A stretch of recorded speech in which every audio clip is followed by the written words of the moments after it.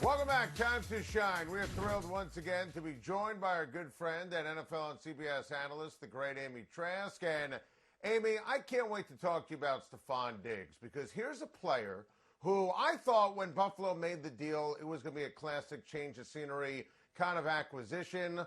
He was also labeled a bit of a diva, fair or unfair, in Minnesota. How do you know as an executive when to take a shot on a player like Stefon Diggs? Well, you don't always know. Now, I worked for a team owner who would take a chance on many, many people that others would not take a chance on. Most often, not always, but most often that worked out with him. And I will tell you, he had absolute confidence, perhaps sometimes to a fault, that we could always make it work. But as I said, most of the time it did work. And there were instances in which we would call to his attention certain issues and say, well, wait a minute, we might want to think about, and the answer was no, we'll find a way to make it work. And frankly, Adam, that's one of the things I fell in love with about the organization before I joined it. Al would take chances on people others would never take chances on. And having been the kid who was labeled the behavior problem in kindergarten, that resonated with me because I needed second chances and third chances, and I loved that Al gave those chances to people. The antithesis of time to shine would be, I don't know, the clock management from Anthony Lynn.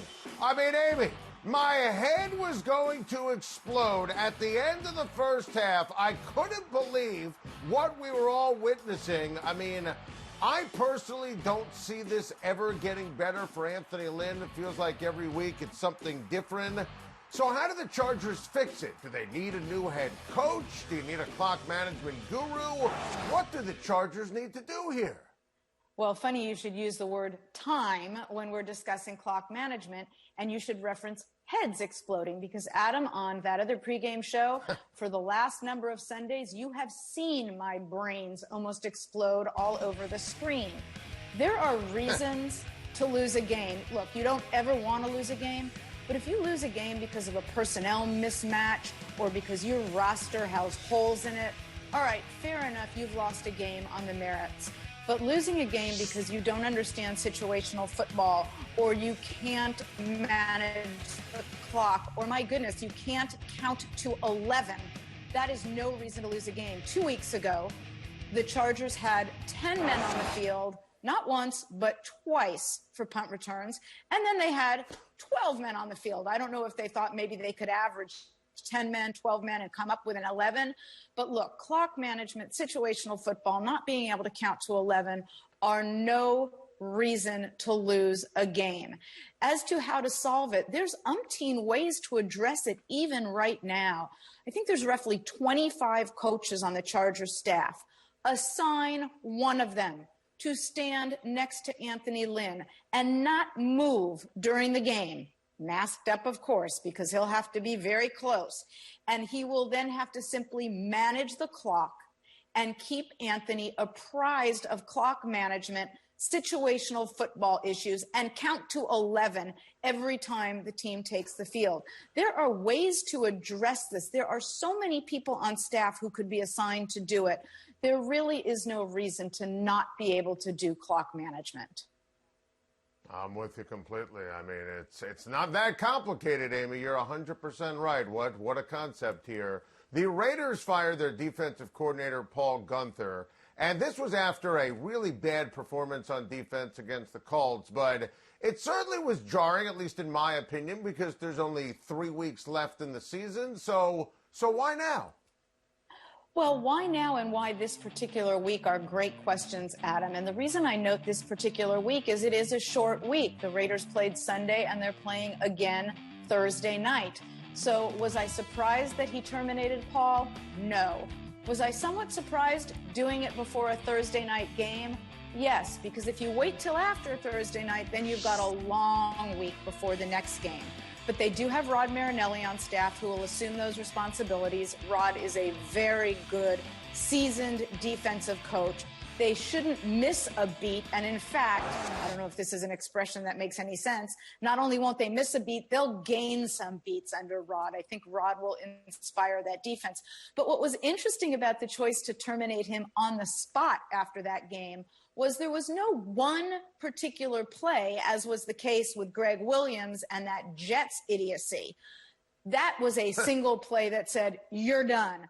In Paul's case, this has been brewing all season. So am I surprised he was fired? No. Was I a bit surprised it came after that game? Just a bit. But I think the defense might be inspired under Rod. That's a superb breakdown on everything there, Amy, all encompassing. Which AFC North team, in your opinion, forget wins and losses right now, most dangerous come playoff time? Well, the girl in me who went to law school would like to say Pittsmoreland, because then I can include Pittsburgh, Baltimore, and Cleveland, or at least Moreland and include Baltimore and Cleveland. But the girl who knows how you do it on Time to Shine knows I have to pick one. So I will pick Baltimore. As the season is coming towards an end, Baltimore seems to be moving in the right direction, whereas Pittsburgh does not. I wouldn't count out Cleveland because I think that's a very interesting, very exciting team. But right now, if I had to pick one that I would not want to face in the playoffs at this particular moment of those three, Baltimore. But Adam, I did notice you didn't give me Cincinnati as a choice. Yes, we conveniently left that one out of the question. And you see the numbers on the screen. Baltimore is back to playing Ravens football, and I echo your sentiments on that, Amy, completely. Amy, as always, great stuff. We'll see you Sunday morning. The college football playoff rankings are LOL, silly, absolutely, positively silly. That's for you, the LOL. Speaking your language now. You can make a TikTok about that, Joe. I mean, come on. I mean, you look at this. Where's the respect for Cincinnati? Seriously, how does Cincinnati keep dropping? They're 8-0. And the fact that you saw Florida just go down one spot in the loss against a bad LSU team. And by the way, Joey, look at this. Who throws the shoe? Look at number 3. He threw a shoe. And you can't lose to LSU and you fall down one spot. Who throws a shoe? I mean, that's crazy. Theo's here. He wouldn't throw a shoe. No one's throwing a shoe. He's 5 years old in kindergarten. He's not throwing a shoe. These college football playoff rankings are always a made-for-TV event. It's more silly than ever before. Really, who throws a shoe? Tom Brady will be blank down the stretch of the season. Strong. Yeah, very strong. Kind of like my handwriting. Does that say strong? I don't know what that is. Listen, I think Tom Brady has the gift of the schedule. And we said it after the bye week. And last week, I didn't think he played well, and I was dead wrong. But there's such a correlation between Brady playing well and the Buccaneers winning. I mean, listen, this is a great board. You look at what Tom Brady does when they win versus what they do when they lose. I mean, at the end of the day, we're talking about a player who is so dependent upon, at the end of the day, the ability to feast on this bad football teams. Brady against good squads this year. Listen, he has struggled mightily, so I'm going to go with strong. I don't view the Bucs as a real Super Bowl contender. Strong end the season. Well, I actually believe Jerry Jones 100%. I believe Stephen Jones. I believe the Jones family when they say they haven't even considered firing Mike McCarthy. And it's an easy sell and an easy spin. Dak got hurt. A pandemic hit. There was no offseason. But Mike McCarthy needs to make major changes. And the team needs major changes. And while I love the hire of Mike McCarthy, let's make sure we're crystal clear. You see the pathetic record. And some of those mind-numbing losses before Dak got hurt, Mike McCarthy has done a wretched, pathetic, horrible, terrible job year one. There have been injuries. There have been circumstances. You could deal with it for year one. Jerry's not going to deal with it for year number 2. You know, Jerry Jones needs to tell Mike McCarthy that he needs to call the plays. Kellen Moore needs to go. Mike was brilliant calling the plays in Green Bay. That's why he got the job.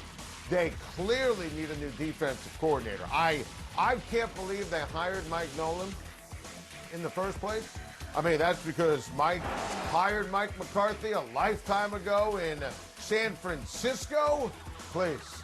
Mike Nolan, really nice guy, was a really strong defensive mind. That ship sailed. That's a long time ago. So there needs to be household changes. There needs to be improvement in terms of personnel. I appreciate what Jerry's saying. You're going to bring Mike McCarthy back for year 2. That's fine. You know, a lot of circumstances. Mike needs to do a better job in game. The special teams need to be more buttoned up. I mean, some of his decisions, just look at Thanksgiving football, just nightmarish. But there needs to be major wholesale changes to McCarthy's coaching staff coming up next season.